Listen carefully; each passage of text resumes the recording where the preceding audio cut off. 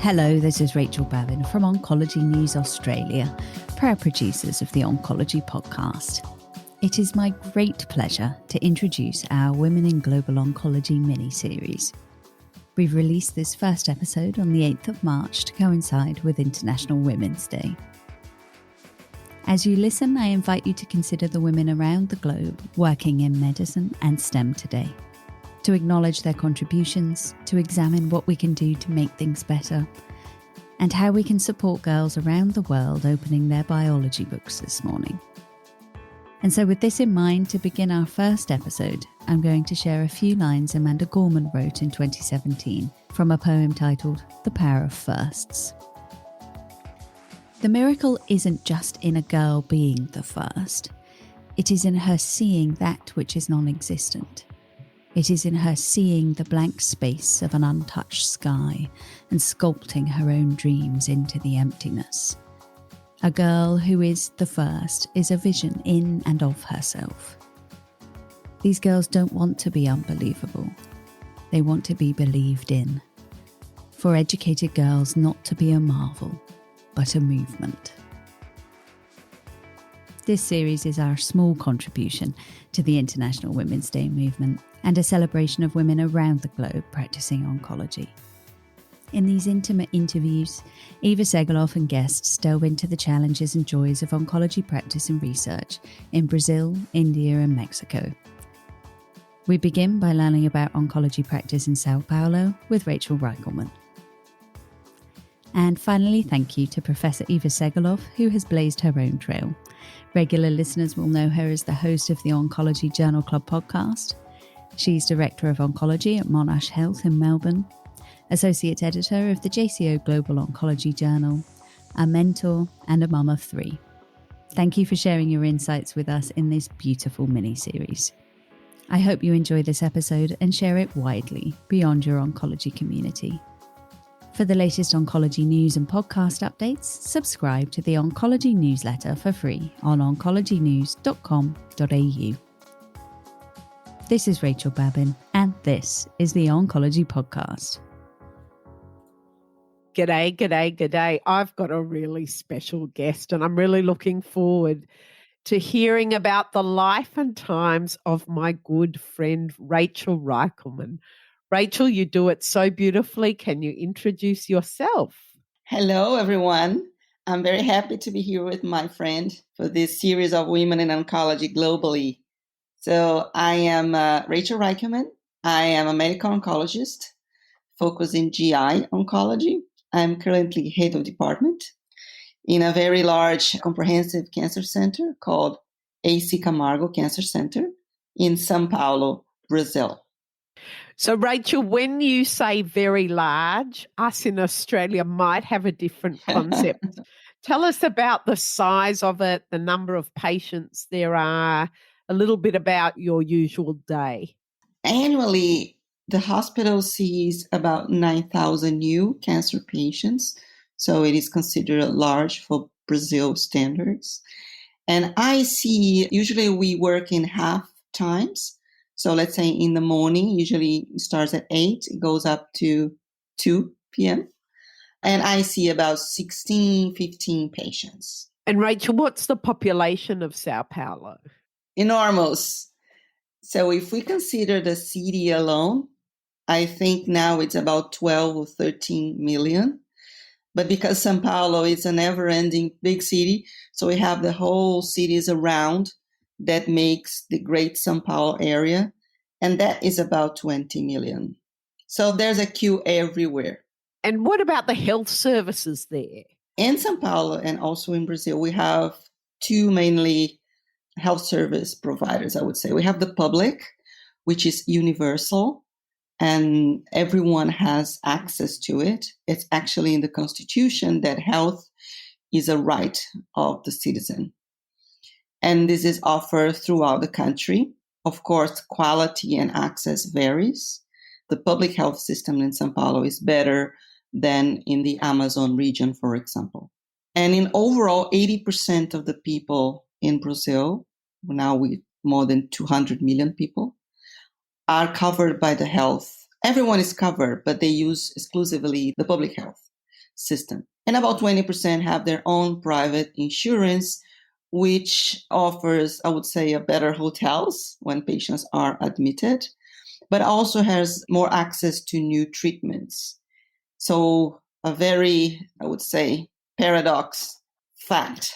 For example, for melanoma, metastatic melanoma, in the public system, there's only dacarbazine, and in the private setting, we have immunotherapy. So for some tumors, for some diseases, there's a huge gap between private and public, unfortunately. And what about the medical side as far as workforce and nursing and allied in cancer?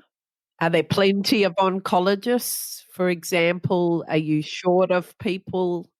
Yes, we have a fair number of medical oncologists. I think it's more than 2,000 in the country. But what happened is that oncology is a quite complex specialty. We cannot just have an office. We need a radiotherapist with us. We need good surgeons, pathology. So many of these oncologists, they are concentrated in big centers, big cities. So these leads a lot of places without proper care. So it's not well distributed. And tell me about your own career and how you Yeah. came to oncology, and then how you came to be head of department as a young woman in Brazil. Well, first of all, I never wanted to be a physician. I wanted to do astronomy, which is totally different. But then when I was close to choose my career, I was working in a charity with children. And then my mother said, why don't you do medicine? You could be a pediatrician and take care of poor children. And then I was 17 and very motivated, have an ideal view of life. And then I applied. So I applied for medicine, but also I applied for engineering, chemical engineering. And then I got into medicine and I really liked it. I really loved it. But then throughout the medical school, I wanted to be a neurologist. I loved everything about brain and, I was involved in research projects. And at a certain point, I wasn't sure if I wanted to be a neurologist or a neurosurgeon. So I started doing some neurosurgeries together with the big heads. And when I was at the last year, I was actually doing extradural drainage on my own. But then, as it happened with medicine, in my final 6 months of medical school, there was this woman. She was terminally ill with breast cancer. And none of my colleagues wanted to take care of her because it was really depressing. And then I went. And then we have this very strong connection. She was quite poor. I started buying her morphine because she couldn't afford it. And we became close friends in a way that, is not a physician-patient relationship. It was much more than that. And then when she died, I cried a lot, but I was involved in the way how strong the relationship between the physician and a dying patient occurred. Then I chose oncology based on this. Then I went for the residency. I did internal medicine, medical school, medical oncology fellowship. Then I did a 2-year training in Princess Margaret under the mentorship of a very well-known person, Ian Tannock. And I was really passionate about research. He gave me this huge opportunity and I learned a lot. Then I came back to Brazil, and this was 2007. And that was one of the worst moments of my career because I really wanted to continue doing clinical research, but there was no place to work. And the place that I wanted to work was AC Camargo because that was the largest cancer center in Brazil, the focus of research. But there was no place for me in any place. So I ended up going to the industry. So I worked for Novartis as a medical manager for 2 years. It was really good.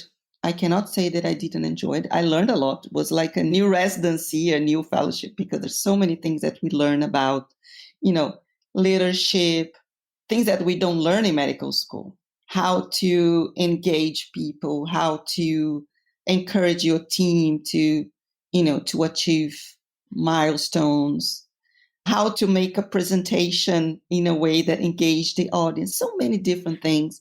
And also the strategic thinking, and some concepts on financial and how a drug, for example, what makes the price of a drug in the market when it comes commercially available. I never had any idea how that worked. But then I learned, so I think it was really productive. But then a large cancer center, public cancer center, was founded in Sao Paulo, and then I was invited to be head of clinical research, since I also worked in clinical research in Novartis. I went, stayed for 8 years, and then it was really hard to strive under old male university professors. It's hard to strive as a young woman in a Latin country. So I knew that I had reached a plateau of what I could be. And then I was offered by AC Camargo. They just had lost their head. Then they were looking for someone with a career that would fill their objectives of, good patient care, academic research, and teaching. And then they offered me. I went through all this selection process and I got it. And I am the youngest, the first woman to head the department there. We are now 42 medical oncologists under my supervision. I remember you telling me that. I was so proud. I remember you knew it. You were waiting to hear about it, but that's an amazing achievement. What sort of barriers are there still for women in medicine and in other careers there in Brazil? I listen and I read a lot on how it is difficult for women to strive in many countries. I read this a lot in the Twitter from American colleagues. I don't see that big difficulty here. There are many women leading positions in medicine in Brazil.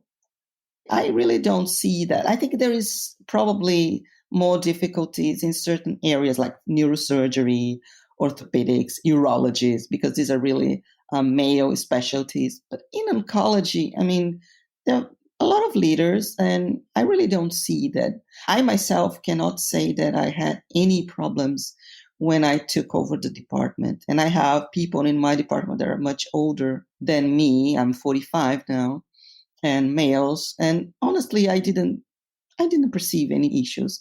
But I think this is probably because of this specialty. Some specialties are harder.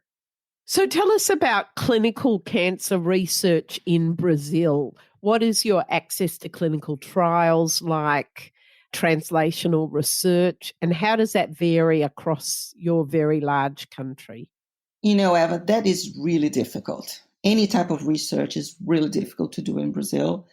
And to do anything here, you really have to be persistent and love research. I do it because I love, so I cannot say it's that I'm not persistent. I just do what I like. There's a lack of funding, that's a big issue for translational research. And the amount of money that is given per project is very small. For example, in the largest research foundation in the country is FAPESP, which is sponsored by the government of Sao Paulo, the province. And for individual projects, they start giving about 50,000 US. That's nothing, right? So if you do something, you have to do with a small number of patients, and we have a huge number of patients. So that is really difficult. Funding is an issue. And most of the funding through these agencies, they are focused on translational research. They generally do not fund clinical trials. Of course, the money is not enough. But there's a lot of prejudice against any partnership with industry and drugs and all these things. On the other side, having a investigated, initiated trial is even harder because pharma, they really want to have drugs approved in the US market, which represent 50% of their sales. And why should they invest in a Latin American country? So it's not impossible.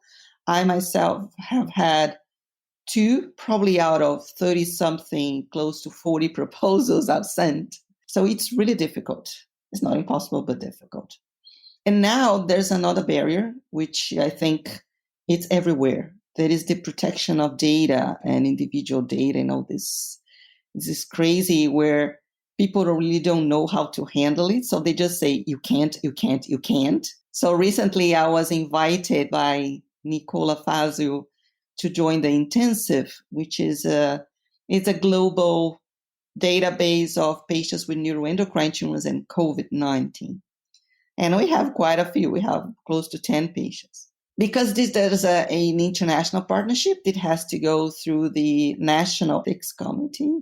And because of this new law, they require that we consented the family of the deceased patients, which is absurd. How can I go after parents that lost their children or, spouses and everything to consent to get anonymous data from the medical charts? I just want to know if the patient, went to the ICU, what treatment they were receiving.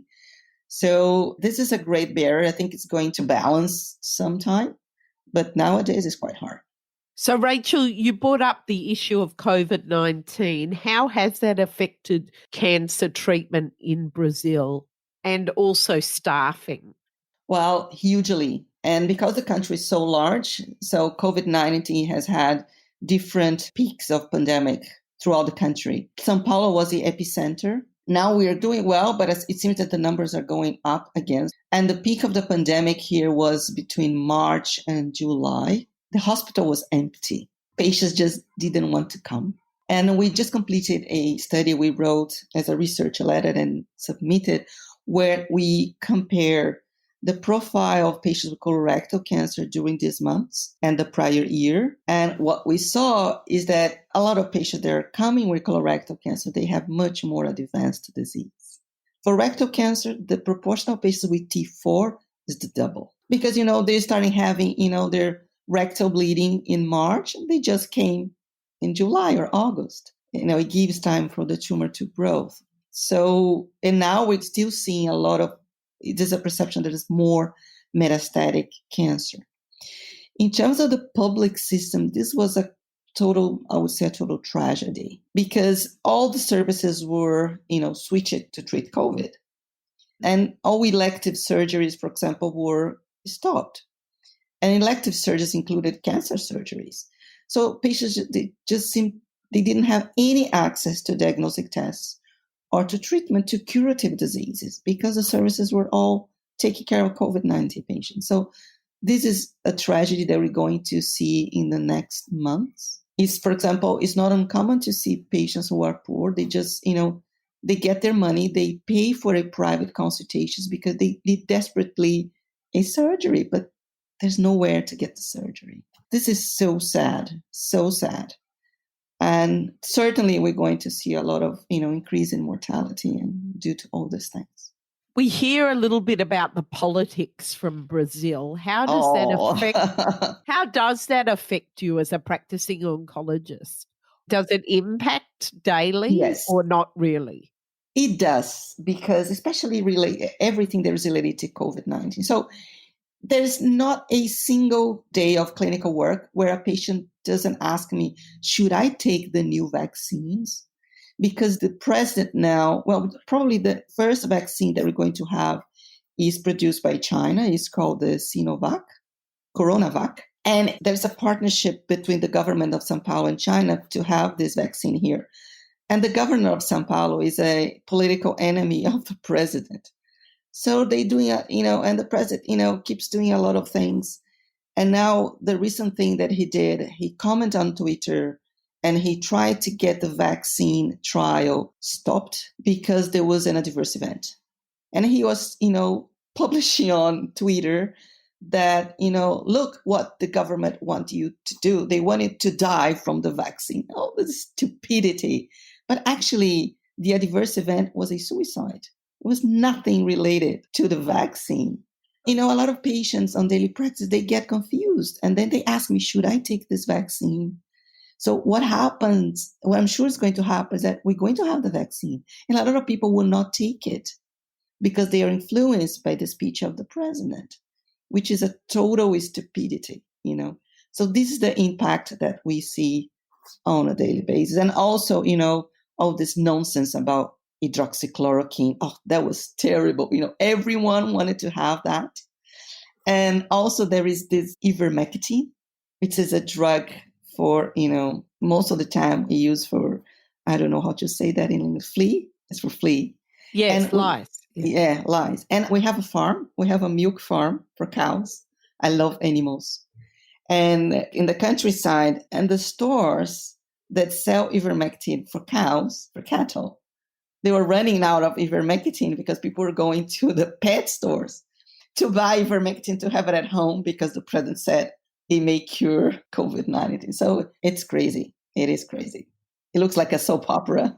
So, Rachel, what about your Indigenous population in Brazil and their access to cancer treatment and their outcomes? Indigenous people, they're usually more concentrated in the north, in the Amazon region, and also in some areas of the northwest, close to the Pantanal.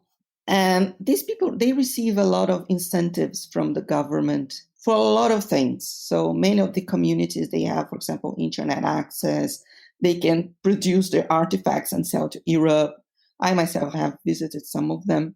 So I cannot say they lack resources. But in terms of access to cancer care, that is more difficult because for some communities, the only way to get there is by boat, several hours, sometimes days in a boat to get there. So you can imagine someone needing radiotherapy. So they have to be moved to the large centers in order to. So I would say that their access to cancer care is quite poor. They have access to, social support in terms of making them financially independent, for example. But in terms of access to health, it's not good. What do you think are the major concerns of your patients? Are they the same as patients in other parts of the world, or do they want to be more like the American patients, European patients? Who do they aspire, or what sort of system do they aspire to have? It's quite different. Even though the place that I work is a foundation. So about 2/3 of patients have their own private insurance. 1/3 of them have treated by the public system. And what the foundation does is that they use the money generated from the private health insurances to fund the public sector. But regardless if they are from the public or the private, Brazilian patients, they generally have a strong relationship with their physician. It's very uncommon, like the Americans, to sue the doctor or things like that. They really want the doctor to make the decision for them. Whatever you say, doctor, I will do it. There is a very strong trust between the two. And that leads to usually the physician having to take the decision on the treatment. Sometimes I myself try to share decisions. Rarely it works. They want you to tell them what to do. It's very common that they bring you gifts, they kiss you, they hug you. So this is a Latin thing. I've seen this in Argentina, I've seen this in Mexico. When I was training in Canada, there's a large Portuguese community in Toronto. And the Portuguese patients were like the Brazilians. They would hug me, they would kiss me, but not the Canadians. So it is different. In terms of aspiring, the richest the patient, the more they aspire the American system. Well, I have the money I wanted. But I think this is everywhere. It's a human thing. But in general, I would say that regardless of, the resources of the patient, there's a very good and strong relationship between the doctor and the patient, and they want the doctor to take care of them. And what about the issue of holistic care? What's your access like for allied health, psycho-oncology, hospital in the home, genomics, all these aspects that are part of being in a cancer centre? Well, this is not well developed, I would say, because there's a lot of fake news, I would say, involving these issues. Of course, psycho-oncology is quite strong. We have that available to all patients. But for example, these integrative medicines and all these things, we don't have it. In terms of dying at home, this is a complex issue in Brazil. Most patients don't want to die at home, and the family don't want them to die at home because they don't want to have a dead body there and trying to deal with this. But also because when the patient dies, the family needs a death certificate. Who's going to give that? If the patient died at home, we don't know actually what happened. And sometimes they have to bring the dead body to the hospital, and then, the emergency doctors would not give the death certificate, and then the patient has to go to necropsy. And so that's a lot of issues involving this. So many of them, in the end, it's easier for the family and the patients to die in the hospital. And in hospital, usually we have special areas where, they can be, let's say, in a quieter environment. But this is something that needs to be developed. It's a cultural thing. Hospice is not widely accepted. It seems like it's a death place and people don't see that well. Even like the palliative care, the referral to palliative care service is not that easy sometimes. Sometimes patients, they just don't want it because it's a death sentence. What about attitudes towards prevention, and what screening programs do you have? It's very heterogeneous too. Through the public system, we have, campaigns for women to perform mammograms, mental health, PSA. This is quite controversial, but anyhow, the pap smear for HPV, related cervical diseases. But for colorectal, no, there's not a single campaign. And this is something that patient advocates, I myself have been trying to help them with this, to have this widely available. Even for the fecal blood investigation. But what happens is that if we make a lot of positive stool tests, there's not colonoscopy for everyone.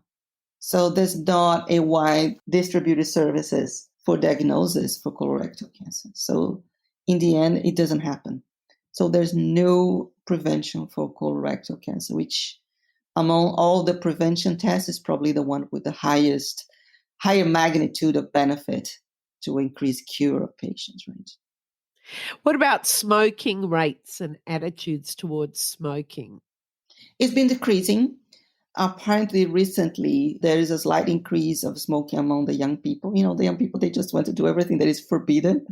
But in overall, Brazilians smoke much less than Europeans, for example. We go to Europe, oh my God, everyone smokes there. It's not common here. So it's been decreasing. And the government has made a very efficient campaign with that. And the price of cigarette pack has increased too. So it helps people to decrease the amount of smoking. And what about attitudes towards diet and exercise? Is it a healthy population on the whole? On the whole, no. And the healthy habits of a good diet and physical exercises usually concentrate on people with higher standards of living. Because, fruits, fish, all organics are quite expensive, right? The junk food is cheap. So the poor people usually in Brazil, they are fat because of that. And the wealthy are, very fit and thin. But there's a trend for veganism, which I myself, I'm vegetarian. And this has been increasing. But I think if we consider the population as a whole, the government has failed to introduce, concepts of good diet and good habits of living in the schools, because I think this is the place where they should invest. Fantastic. So interesting, Rachel. We could talk for ages. I want to just ask you now, more and more pharmaceutical companies are looking at LATAM to recruit for big clinical trials. Are you seeing any benefit from that? Yes, I see. Yeah. I forgot to mention, well, clinical trials have been increasing in the last decade. We participate in most of the big trials. The thing is that most of the trials that we participate are either phase 3 or late phase 2s. We rarely take part in early phase 1s. And this is because of the laws and how things are complicated. But we've been participating a lot. For many patients, especially in the public system, it gives access to good treatment, especially the standard of care. Sometimes we do not have the standard of care. So I see it with good eyes, and patients are really open to, at least in oncology, as in my experience, I've never had a patient say no to participation in a clinical trial. Once you just explain that it may be equal or better, they usually accept it. Well, they accept whatever the doctor says, right? That's exactly right. Must make it easy. And how involved are the families in the patient's care? This is tumor dependent. So there is a joke that we say that for head and neck cancers, usually the ex-wives and the current wives, they all fight with each other to see who's going to take care of the patient.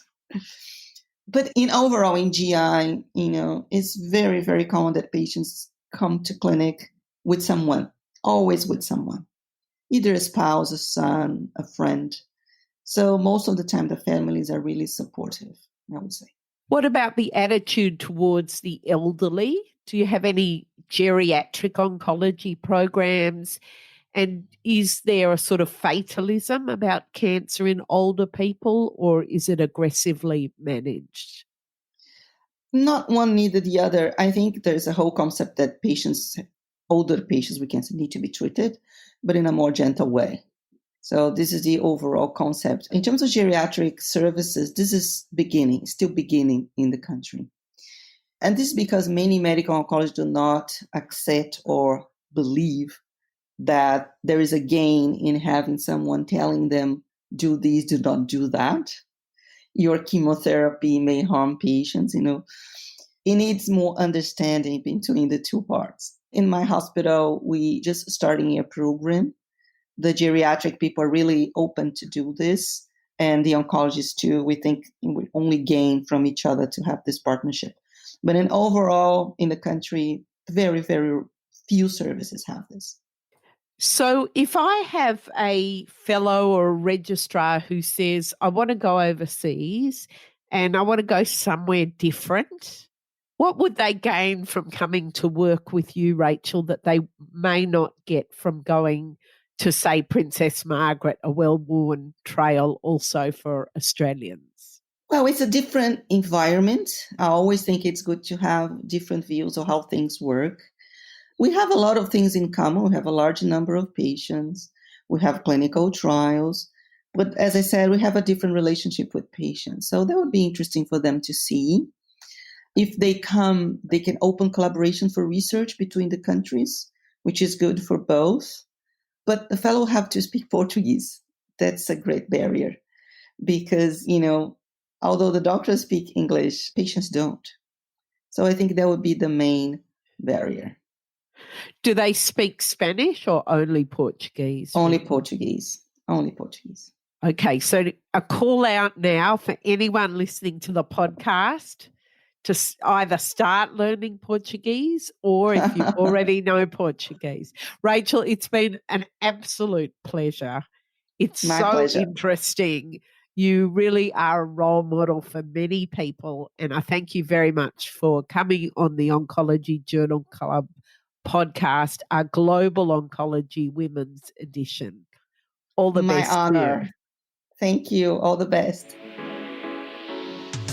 You've been listening to the Oncology Podcast. If you enjoyed today's edition and would like to subscribe, head over to our website, oncologynews.com.au, and sign up to our newsletter. Thanks for listening.